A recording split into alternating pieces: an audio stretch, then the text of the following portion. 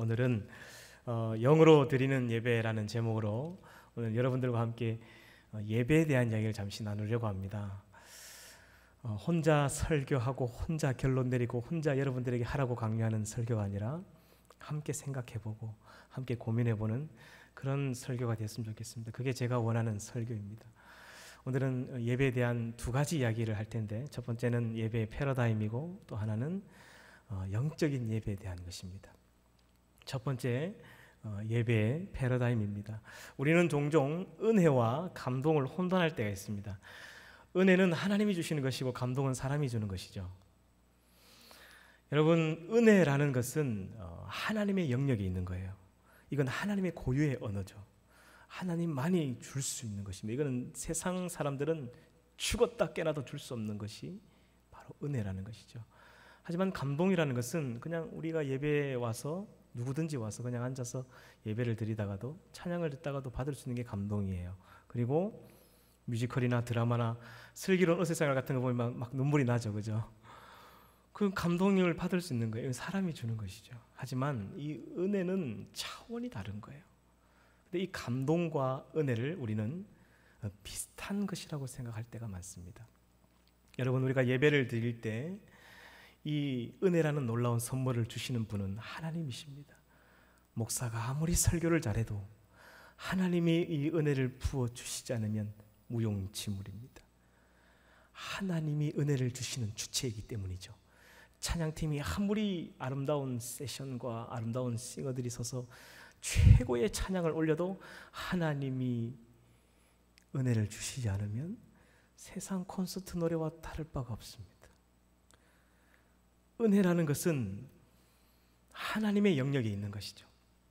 근데 언제부터인가 한국 교회 안에 잘못된 풍조가 일어나기 시작했습니다. 그것은 예배를 드리면서 사람들이 이 감동이 있는 예배인가 감동이 없는 예배인가 이 두 가지 잣대를 가지고 예배를 평가하기 시작했어요. 그래서 예배에 감동이 오면 오늘 예배는 좋았어, 이런 표현을 쓰죠. 예배가 막 지루하고 참여하고 따분하면 오늘 별로였어.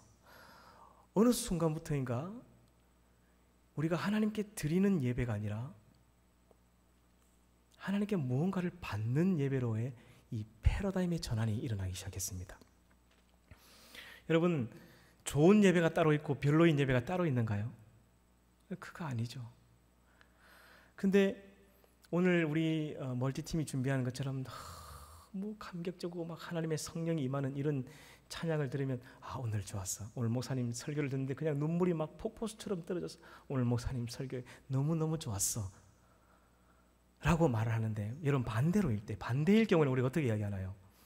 목사님 설교는 지루하고 따분하고 재미도 하나도 없고 무슨 말 하는지 한 개도 모르겠고 그냥 찬양팀의 찬양은 음정도 안 맞고 박자도 안 맞고 막 콘티는 왜 저 모양으로 짰는지 도대체 이해가 안 되는 그런 예배를 드린다면 그 예배는 별로인 예배입니까?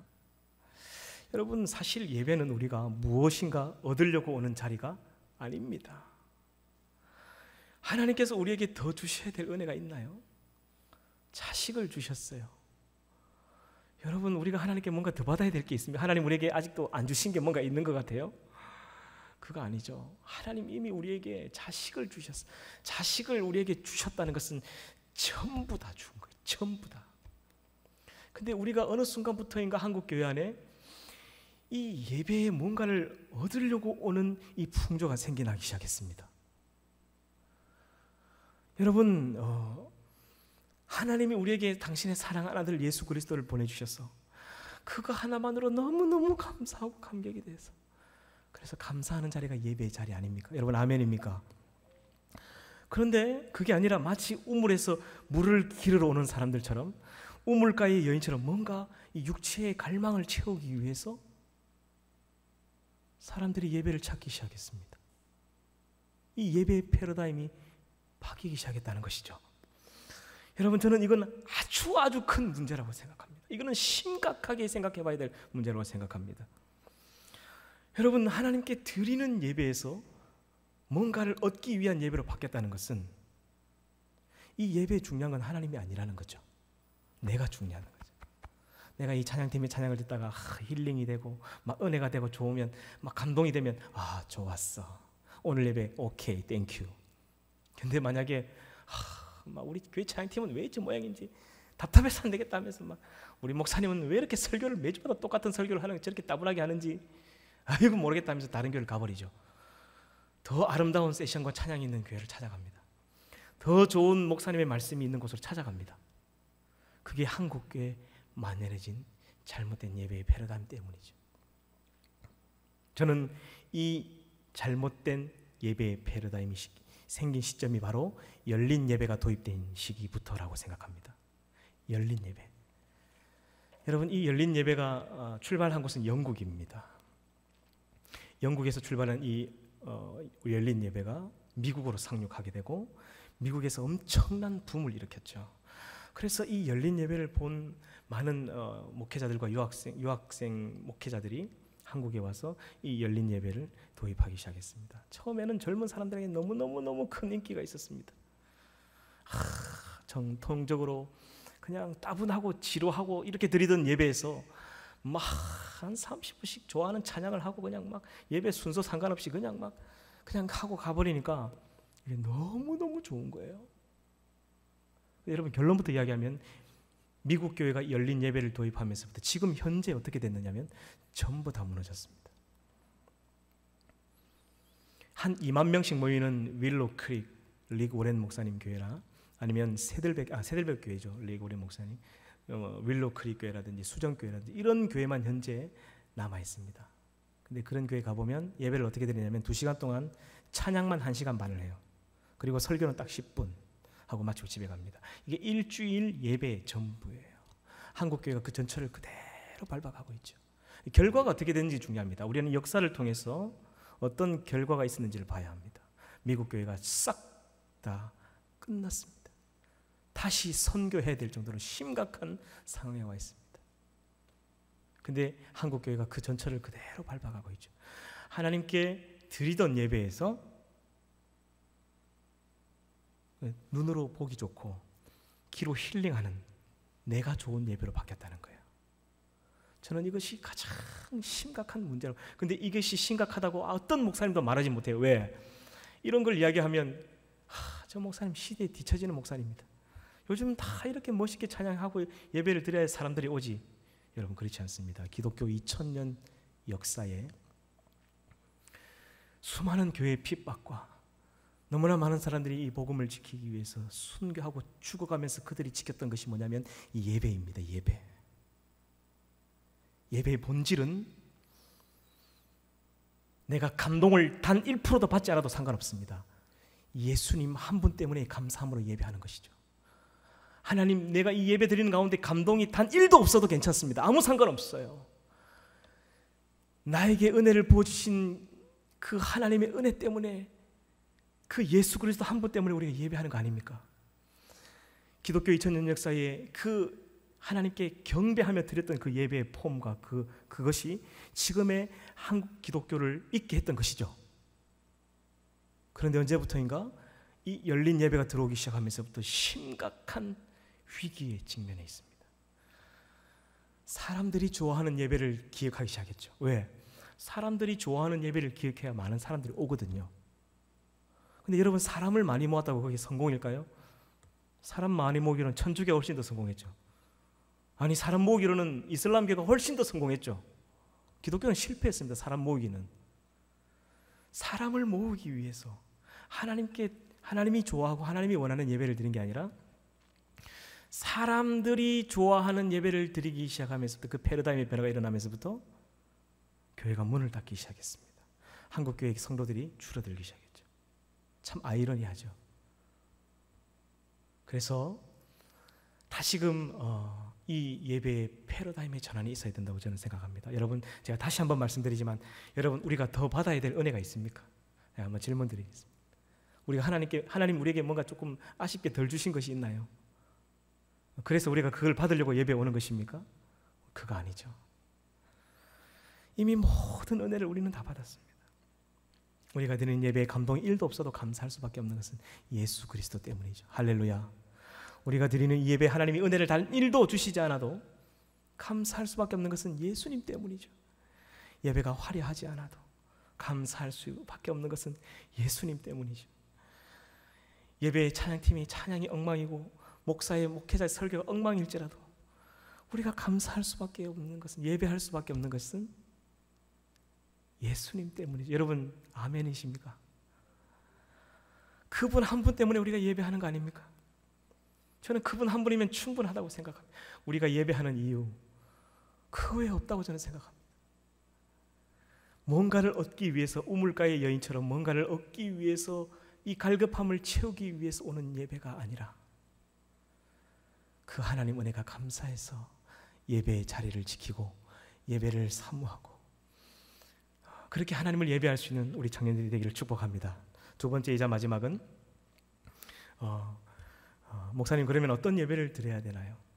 간단합니다. 오늘 말씀의 제목이죠. 영으로 예배를 드려야 됩니다. 조금 더 쉽게 말하면 성령의 임재를 경험하는 예배를 드려야 된다라는 것이죠. 여러분, 제가 일전에 북한 선교를 하는 조선족 목사님을 말씀드린 적이 있습니다. 북한에서 가장 접견 지역인 연변보다 더 가까운 도문이라는 곳에서 북한에 이제 선교를 하시는 목사님이신데요. 중국인 신분을 가지고 있기 때문에 얼마든지 북한을 들어갈 수 있어요. 그래서 쌀 같은 걸 가지고 어려운 지역에 들어서 들여주시기도 하고, 그리고 정말 이제 탈출해서 나와야 되는 위급한 사람이 있다면 제3국으로 인도하기도 하고, 그리고 보부상처럼 왔다 갔다 하는 사람들에게 복음을 전해서 그들에게 신학 교육을 하고 그들에게 목사님 안수를 주어서 다시 파송하는 이런 귀한 일을 하시는 분입니다. 이분이 그렇게 복음을 전하던 중에 북한에서 나온 한 보부상을 만났는데 이분이 크리스찬이었어요. 그래서 이분 때문에 북한 지하교회 예배하는 현장을 방문하게 되었습니다. 목사님께서 그 새벽 1시, 2시쯤 된 컴컴한 시간에 어딘지 알 수도 없는 그 산을 막 그렇게 깊이 들어가더랍니다. 그리고 어느 순간 어디에 도착하니까 이 지하 동굴도 아니로 땅 속으로 들어가는 문을 하나 딱 열더랍니다. 그러니까 어렴풋이 빛이 보이는데 그 땅굴 속으로 밑에 이제 자기를 인도해서 들어가더라는 거예요. 딱 들어가니까 한 4-5명 정도가 이렇게 모여 있는데 아주 무섭고 두려운 눈빛으로 자기를 쳐다보더랍니다. 근데 이 선교사님의 이야기가 뭐냐면요, 그 북한 교회, 땅굴 교회를 딱 입구를 들어가는 그 순간부터 하나님의 이 성령의 기름 부심이 막 쏟아지기 시작하는데 감당을 할 수 없더래요. 목사님이 거기 설교를 하러 간 거예요. 그 북한 교회 성도들을 위로하기 위해서 1시간 동안 눈물이 나서 설교를 못했대요. 감당할 수 없는 하나님의 은혜가 밀려오는데 주체를 할 수가 없더래요. 그 하나님의 폭포수 같은 은혜가 밀려오니까요, 말을 하지 못해. 그 북한교회 성도들이 4-5명이 모여서 거기는 신디도 없고 기타도 없고 그냥 촛불 몇 개 켜놓고 흙바닥이 흙바닥, 찬양도 마음대로 할 수 없으면 성경책도 없어요. 정말 너무 낡아서 거의 떨어질 것 같은 한 성경을 갖고 있는, 목숨을 걸고 지키던 한 분이 성경을 딱 꺼내니까 이 4-5명이 전부 다 무릎을 꿇고 있더래요. 그러니까 거기 목회자도 없어요. 그 교회는 한 분 한 분이 성경을 이렇게 들고 한 절씩 읽고 옆에 이렇게 돌리는 거예요. 하나님이 세상을 이처럼 살아가서 하면서 이렇게 그냥 한 절씩 성경을 이렇게 두 손으로 들고 무릎을 꿇고 돌아가면서 읽는데 전부 다 울음바다가 되더랍니다. 예배가 화려하지 않아도,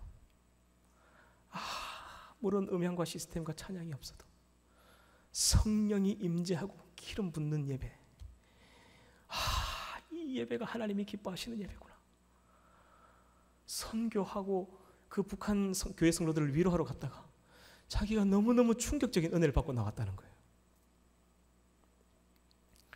성령의 임재를 경험하는 예배는 바로 이런 예배입니다. 한국 교회 성도들이 어느 순간부터 이 찬양과 설교에 목을 매기 시작했어요. 그래서 찬양이 좋은 교회, 목사님 설교가 좋은 교회를 성도들이 쫓아다니며 찾아다닙니다. 왜? 하나님께 드리려고 예배를 생각하지 않고 내가 좋으려고 예배를 다니는 거죠. 그래서 이 교회 갔다가 한 몇 달 들으니까 좋다가 아이고 펠로 시원찮네 하면서 다른 교회 가버리는 거예요. 이런 문화가 미국에도 있었죠. 그래서 대형 교회만 남고 다 끝나버렸습니다. 한국 교회가 그 전철을 그대로 밟아가고 있어요. 이제 우리 청년부가 예배에 대한 개혁을 시작할 겁니다. 내년 초가 되면 새로운 패러다임의 예배를 제가 시작할 겁니다. 목회자가 부임하자마자 예배를 막 완전히 개혁하고 바꾸면 반발이 심해요. 그래서 2년 동안 지켜보는 거죠. 청년들이 해오던 대로, 해오던 전통대로 그대로 둡니다. 하지만 이제 3년 차가 되어서 제가 새롭게 예배를 리빌딩 할 거예요. 여러분 기도해 주시고 함께 동참해 주셨으면 좋겠고, 우리가 좋은 예배가 아니라 하나님이 가장 좋아하시는 예배, 성령의 임재가 있는 예배, 그런 예배를 하나님께 드리고 싶습니다. 우리가 회복해야 될 예배는 바로 이런 영적인 예배라는 것이죠. 오늘 함께 읽은 이 본문에 보면 이 요한복음 4장은요, 우리가 잘 아는 우물가의 여인에 대한 이야기가 나옵니다. 우리는 우물가의 여인을 조금 오해하고 있는 부분이 있어요. 우물가의 여인은 아주 연약하고 아주 젊고 하지만 인생에 참 많은 고난을 겪었던 이런 사람이라고 생각하는데 완전 반대죠. 5번 결혼하고 5번 이혼하고 지금 살고 있는 남편도 누구의 남편인지 모르는 사람과 그냥 동거하고 있는 거예요. 그리고 이 여인은 산전, 수전, 공준전까지 다 겪고 인생의 쓴맛 단맛을 전부 다 온 센 아줌마죠. 아줌마, 여인이 아니라. 나이도 이미 많이 들었습니다. 5번이나 남자에게 시련을 당하고 그 인생의 불만과 고통이 가득 찬 좌절 속에 살아가던 인생의 소망이 없던 여인이었습니다. 얼마나 그 성격이 이 산전수전을 겪으면서 강해졌는지 이 요한복음 4장 전체에 예수님을 만나서 예수님과 대화를 하죠. 이 여인은 육체의 갈급함을 채우기 위해서 우물을 찾았습니다. 그때 예수님을 만나는데 예수님이 이 여인에게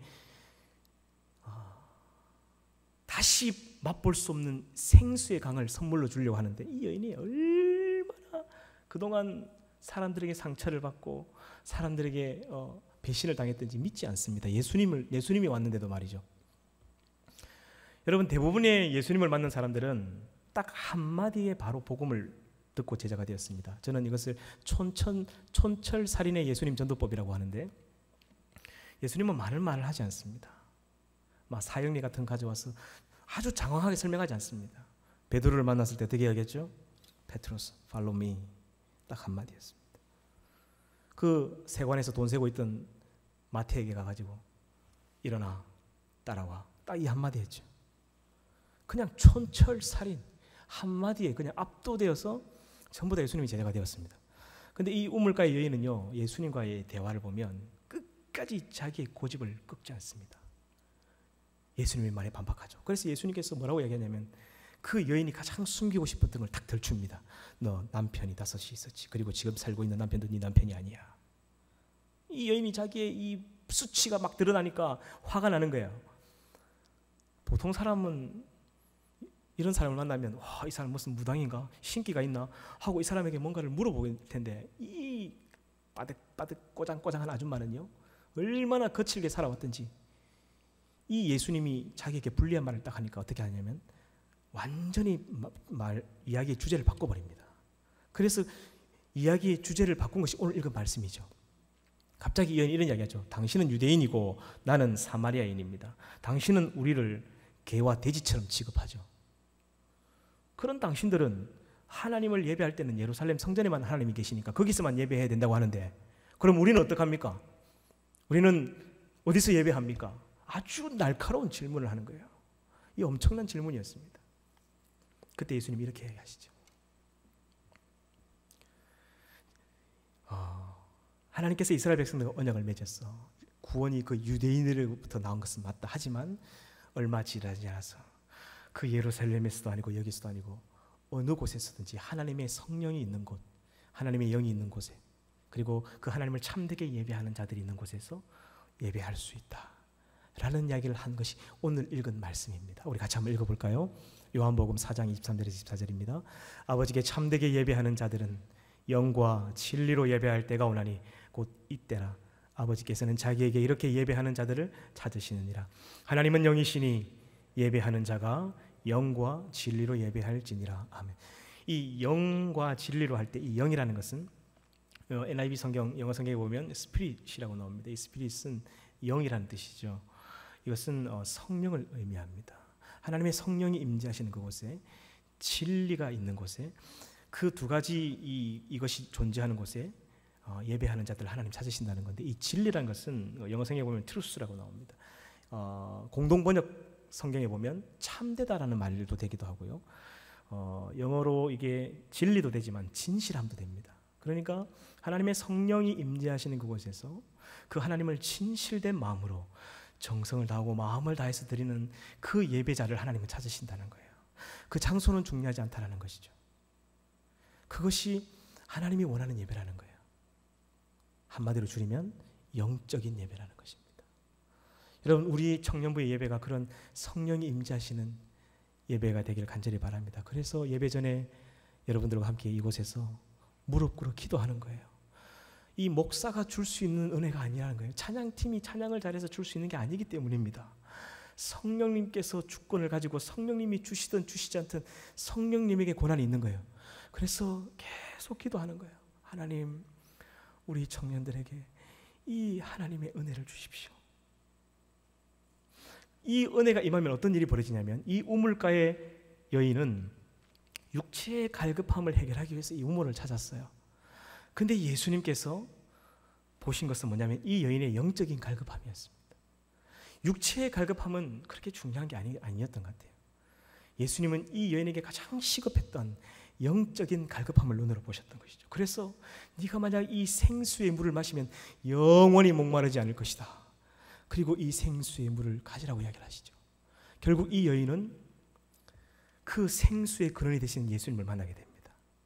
그리고 5번 버림받은 자기의 삶이 너무 수치스러워서 아무도 다니지 않는 한낮에 그 도망 다니듯이 다녔던, 숨어서 다녔던 이 여인이 자기 마을로 뛰쳐들어가죠. 그리고 선포합니다. 와보라. 여러분, 우리가 그토록 기다리던 메시아가 여기 오셨다 하면서 예수님을 담대하게 증언하는 그의 인생이 180도 바뀌어버립니다. 매일같이 좌절하고 언제 죽을까, 어떻게 죽을까, 자살만을 꿈꾸던 이 여인이, 육체의 갈급함이 채워지지 않아서 죽어가던 여인이 예수님이 주시는 영적인 이 갈급함이 해결되니까 자기를 둘러싸고 있었던 육체의 고난과 아픔과 치유 끝나버린 거예요. 할렐루야. 여러분, 우리 예배에 성령님이 임하시면 이런 일들이 벌어집니다.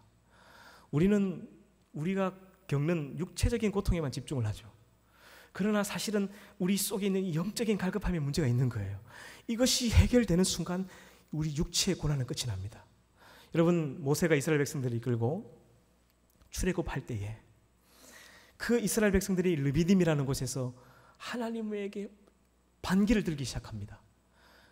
그 애굽에 매장지가 없어서 우리를 여기로 데려와 주기를 하냐고.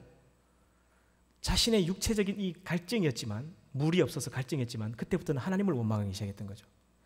하나님 너무 화가 나셔서 반석을 팍 쳐서 물을 촥 줘버립니다. 그냥 그 목마름을 잠시 해결해 줍니다. 그런데 어떤 일이 벌어지죠? 아말렉이라는 당시에 최대 강대국이, 철기 문화를 든 민족이 전쟁을 일으킵니다. 여러분, 이스라엘 백성들은 그냥 400년 동안 노예로 살았던 민족이죠. 칼 한 번 들어본 적이 없어요. 맨날 지팡이 들고 막 곡괭이 들고 삽자루 들고 일하던 사람이 어떻게 전쟁을 하겠습니까? 절대 절명의 위기에 처한 겁니다. 죽을 수밖에 없는 상황에 처해진 거죠. 근데 모세가 하는 행동을 주목해야 됩니다. 모세가 어떻게 하죠? 좀 야비한 행동을 했죠. 출애굽기 17장에 보면 모세가 도망을 가버립니다. 어디로 도망가죠? 산으로 혼자 올라가 버려요. 여러분, 지금 아말렉이라는 군대가 지금 전쟁을 일으키면 지도자라는 사람이 뭐 몽둥이든 칼이든 뭐든 하나 들고 나를 따르라 하면서 막 전쟁을 하러 앞으로 전진해야 될 텐데 자기 혼자 도망을 튀겨버린 거예요. 어디로? 산으로. 거기 가서 뭐 하죠? 손을 이렇게 들고 기도합니다. 손을 들면 이기고 손을 내리면 지는 거예요. 모세는 무엇을 봤냐면 이 싸움은 눈에 보이는 육체의 싸움이 아니라 영적인 싸움이다. 그래서 그는 영적인 싸움을 하기 위해서 올라갔고 이곳에 남아있던 여호수아가 그 군대를 진두지휘합니다. 근데 여러분, 놀라운 결과가 일어났죠. 전쟁 한번 해보지 않았던 이스라엘 백성들이, 칼자루 한번 쥐어보지 않은 이스라엘 백성들이 세계 최대 강대국이었던 아말렉을 박살을 내버립니다. 여러분, 우리의 삶도 마찬가지입니다. 우리의 눈에 보이는 삶의 문제들이 있어요. 왜 나에게 이런 고난이 올까? 우리 가정에 왜 이런 아픔들이 올까? 우리는 이 우물가의 여인처럼 육체에만 집중합니다. 우리의 아픈 부위에만 집중합니다. 그러나 사실은 우리 속에 영적으로 갈급해 있고 죽어가고 있는 목말라서 그 하나님을 찾고 있는 이 영혼의 갈급함이 해결되면요, 사실은 모든 것은 해결됩니다. 제가 올해 나이가 43입니다. 지금까지 살아오면서 제 삶을 돌이켜보니까요, 정말 너무너무 어렵고 힘든 시기도 있었지만 그 어려운 것은 문제가 되지 않았어요. 하나님 안에 있을 때에, 성령으로 충만할 때 그는 문제가 되지 않았습니다. 여러분, 우리가 영적인 예배가 회복되고 하나님의 성령이 임재하는 예배를 경험하게 되면 우리도 모르는 이런 은혜가 이 예배 가운데 온다는 것이죠. 이거는 세상 사람은 죽었다 깨나도 알 수 없는 거예요. 이 감동과는 완전히 다른 것이죠. 우리가 이곳에서 예배하면서 하나님께서 우리에게 이건 선물로 주시는 것이죠. 참 많은 교회들을, 사역지를 옮겨 다니면서 여기까지 왔습니다. 모 교회였던, 어릴 때부터 신앙생활했던 고향교회, 거제도교회, 그리고 19살에 전도사가 되어서 그 반 지하 5평 범전동의 달동네 그 개척교회, 그리고 그를 지나 울산에 있는 300명 정도 규모의 은광교회, 그리고 그 다음에 나왔던 직장생활을 하면서 다녀서 간사로 섬겼던 700명 정도 모이는 거제 신현교회, 그리고 그 길을 지나서 하나님께서 다시금 회복시켜 주셨을 때에 울산 대흥교회 2,000명 정도가 모인 울산 대흥교회, 그 길을 하나님 지나고 나서 또다시 포항으로 하나님 저를 인도하셔서 포항 중부교회, 그리고 포항 중부교회에서 목사가 되어서 다시 대구 칠곡교회, 그리고 대구 칠곡교회에서 다시 여기 산성교회로 지나오면서 그 교회를 처음 딱 갈 때 그 교회 본당에서 저는 기도를 딱 합니다. 그러면요, 폭풍처럼 밀려오는 하나님의 은혜가 있는 교회가 있고 냉랭한 교회가 있어. 그 기도하지 않는 교회죠. 싸움이 있는 교회. 여러분, 우리 산성교회는 어떨까요? 여러분, 어떤 것 같아요? 여러분, 하나님의 성령이 임재하는 교회는요, 화려한 찬양이 없어도, 목사의 화려한 이 말재주와 성도들을 감동시키는 이런 간증 같은 설교 하지 않아도 그냥 예배 전에 와서 눈을 감고 하나님 아버지, 딱 이 한마디 하는 순간 폭풍처럼 하나님의 은혜가 밀려옵니다. 머리끝부터 발끝까지 전율하는 하나님의 은혜가 와요. 우리 교회가 그런 교회입니다. 할렐루야. 눈물과 기도가 쌓이신 교회 같아요. 여러분, 우리 교회 성도들 새벽 기도에 거의 한 200명 가까이가 옵니다. 지금 이 시국에 엄청난 거예요. 기도하는 교회, 선교하는 교회, 하나님이 너무너무 사랑하는 것 같아요. 이런 귀한 교회에 이 못난 목사를 하나님 보내주셔서 제가 얼마나 감사한지 모르겠어요. 우리가 회복되어야 될 예배가 이런 영적인 예배인 거죠. 그리고 우리가 예배하는 중에 드리는 찬양도 영으로 드리는 찬양으로 회복이 되어야 됩니다. 그냥 찬양이 다 똑같지 뭐라고 하지만 그렇지 않아요. 오늘 우리 방송 팀원들이 찬양할 때 이 영적으로 드리는 찬양은 완전히 다릅니다. 속에서 터져 나와요. 그런데 어느 순간부터 한국교회 성도들이 찬양을 하지 않게 됐습니다. 왜? 자기의 목소리가 입에서 들리지 않고 스피커의 소리가 더 커지면서부터 입을 닫아버리기 시작해요. 그 때문에 듣는 예배, 관람하는 예배, 영화 관람하듯이 그냥 앉아있는 예배, 오늘은 찬양 잘하나 못하나 한번 보자, 오늘 조금 제 괜찮네, 평가하는 예배가 돼버렸죠. 이런 예배를 하나님 기뻐하시지 않습니다. 근데 오늘 찬양팀이 찬양을 하는데 막 속에서 우리 화랑 형제가 막 속에서 찬양이 터져 나오는 거예요. 이게 여러분 잘하고 못하고를 떠났어요. 하나님께서 그냥 은혜를 부어주는 거예요. 너무 하나님 기쁘니까. 이게 영어로 하는 찬양이죠. 오늘 함께 읽었던 시편 103편에 보면 이 다윗이 이런 희한한 고백을 합니다. 내 영혼아 여호와를 송축하라. 내 속에 있는 것들아 여호와를 찬양하라. 이 참 특별한 고백이죠. 그냥 보면 내 육체야 내 몸아 여호와를 찬양을 할 수도 있는데 다윗이 그렇게 고백하지 않고 내 영혼아 내 속에 있는 것들아 깨어라 여호와를 송축하라라고 이야기합니다. 그런데 놀라운 것은 시편을 보면요, 이 다윗의 시편들을 보면요, 다윗이 건 90번 가량 이 비슷한 말을 합니다. 어떻게 이야기하냐면 다윗이 내 영혼아 깰지어다. 내 영혼이 주를 기다리나이다. 내 영혼아 잠잠히 하나님만 바라라. 내 영혼아 내가 어찌하여 낙심하며 내 영혼은 여호와를 기다리며 주의 말씀을 바라는도다. 내 영혼을 소생시키시고 자기 이름을 위하여 의의 길로 인도하시는도다. 내 영혼아 여호와를 자랑하라. 이 영혼아라는 표현이 한 90번 이상이 나와요. 다윗은 알고 있었던 것이죠. 하나님께 하는 찬양은, 하나님은 영적인 존재이시기 때문에 타락한 인간이 하나님께 예배할 수 있는 것은 이 영혼밖에 없어요. 우리의 영으로 하나님께 드려야 된다는 것이죠. 우리가 회복되어야 될 예배가 이런 예배예요. 여러분, 저는 참 누구보다도 찬양을 좋아하고 누구보다도 찬양을 참 사랑하는 목회자 중에 하나라고 저는 자부합니다. 저는 고3 때부터 찬양팀을 조직해서 거제도에 그 예배 찬양이 아니에요. 그냥 교회마다 포스터를 붙여서 집회를 제가 고3 때부터 인도하고 2시간씩 하는 집회죠. 그 고3 때부터 저는 그렇게 찬양 인도를 하고 찬양 집회를 하며 지금까지 왔습니다. 사역하는 교회마다 찬양팀을 조직하고 찬양팀에 악기를 모르는 사람 악기를 가르치고, 그게 참 부족하지만 그 시골에서 뭐 학원도 하나도 없는 곳에서 하나님 제게 그런 은혜를 주셨습니다. 5가지 악기를 다룰 수 있는 하나님 이런 은혜를 주시더라고요. 제가 잘나서 그런 게 아니에요. 하나님 그냥 은혜를 부어주셨어요. 어떻게 피아노를 배웠는지 몰라요. 그냥 어느 날부터 피아노를 하고 있더라고요. 제가 석진 형제처럼 하나님이 이렇게 은혜를 부어주시는 거예요. 하게 되더라고요. 그런데 어느 순간부터 하나님께서 제 마음속에 주시는 건 뭐냐면, 진실아, 한국교회 찬양이 큰 문제에 봉착해 있다는 거예요.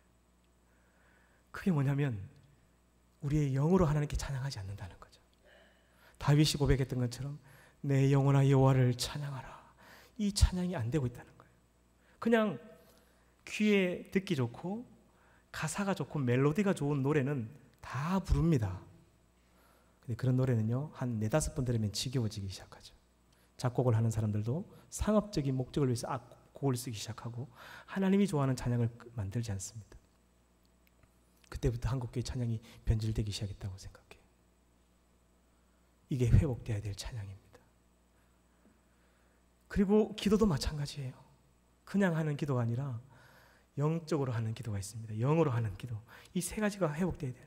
찬양도 영적으로, 기도도 영적으로, 예배도 영적인 예배가 회복되어야 하나님이 기뻐하시는 예배가 된다는 건데, 영어로 하는 기도는 간단합니다. 여러분, 제가 참 많은 교회를 지나오면서 많은 교회 담임 목사님을 모셨어요. 이전에 있었던 교회에 이미 은퇴하셨지만 오세훈 목사님이라는 분이 있습니다. 제가 처음 교회에 딱 부임하고 목사님께서 이 강단에 서서 딱 첫 마디 하실 때 할렐루야, 이 한마디 하는데 제가 목회자라서 제일 뒷자리에 앉아 있는데요, 그 강단에서부터 감당할 수 없는 하나님의 은혜가 막 밀려오는 거예요. 우와, 이건 뭐지? 딱 한마디.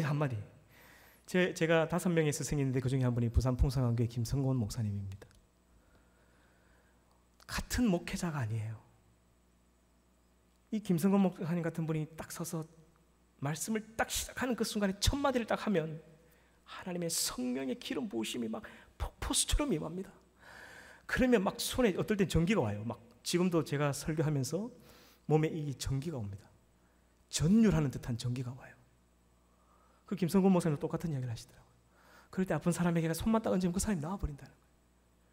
강렬한 하나님의 기름 부으심이 내가 잘났어가 아니고 내가 설교를 잘해서는 더더욱 아닌데 하나님이 사랑하셔서 이 강단에 설 때마다 은혜를 주시는 거예요. 하나님, 저에게도 저런 은사를 달라고 참 어릴 때부터 제가 그 기도를 했던 것 같아요. 그런 목회자를 만나면 너무너무 부러워서 하나님, 나도 저 목사님처럼 할렐루야 한마디 하면 막 그냥 가슴이 뛰고 막 설교를 개떡같이 해도 상관없어. 그냥 예배 앉아있는데 목사님 얼굴만 보면 은혜가 되고, 하나님 나도 그런 목회자가 되게 해달라고 참 오래전부터 제가 그런 기도를 해왔습니다. 아직도 많이 부족한 것 같아요. 저는 이 앞에 3줄까지 은혜가 가는 것 같아요. 그래, 앞에 앉아야 돼. 앞에 뒤에 앉지 말고. 저는 아직 그 역량이 안 되기 때문에 그 오세훈 목사님이나 김성건 목사님처럼 딱 한마디 하면 저 뒤까지 은혜가 가지 않습니다. 제가 알아요. 딱 한 3줄까지 갑니다. 앞에서 항상 우리 제호만 은혜를 받아요. 이 앞에 2줄만 막 감동을 받고 뒤 사람 다 좀, 저 뒤에 보세요. 다 자고 있잖아요. 그죠? 우리가 회복해야 될 예배는 이런 영적인 예배예요.